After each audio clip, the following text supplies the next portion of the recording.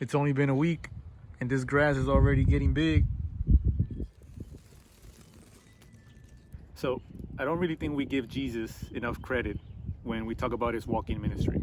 Now look, I'm not trying to bash any pastor in particular, but based on a class that I took called Pastoral Leadership, there was a strong focus on something called pastoral burnout, the study on how to prevent pastors from being overwhelmed by work. Can you imagine if today's pastors had to work and preach during Jesus' times?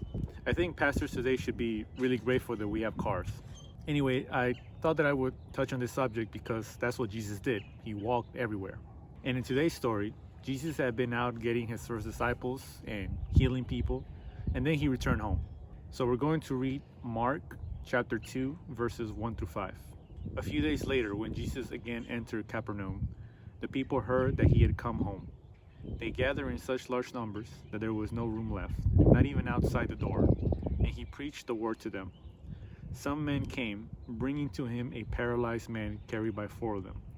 Since they could not get him to Jesus because of the crowd, they made an opening in the roof above Jesus by digging through it and then lowered the mat that the man was lying on. When Jesus saw their faith, he said to the paralyzed man, "Son, your sins are forgiven." So verse 1 says that the people heard that Jesus had returned home. And I always like to use these examples to kind of have some fun and point out that even during Jesus' time, Chisme was still active. We often perceive it as something negative, but it's actually a good thing, because with Chisme is how Jesus' fame was extended throughout the land. Regardless of how Jesus became to be known, the people were genuinely curious because everyone came to hear him. The story tells us that 4 people brought a paralyzed man to Jesus. They couldn't reach Jesus, so they made an opening in the roof. So essentially what we have here is not 5 people, but 5 friends. 4 of them understood that one particular friend needed Jesus, and so they all made an effort to bring him to Jesus. That paralyzed friend could not come to Jesus by himself because he was unable to. I think here we have a good illustration of what being an actual friend means. Oftentimes we have a friend or several friends that really need Jesus, yet we don't make an effort to bring them to Jesus. Now, I understand that bringing a friend to church can be complicated. I see it myself in my life. So oftentimes I simply resort to being a good example for others. This means living a decent life, always being available to help others, and always being openly grateful for what God has done for me and my family. Verse 5 is where things become interesting.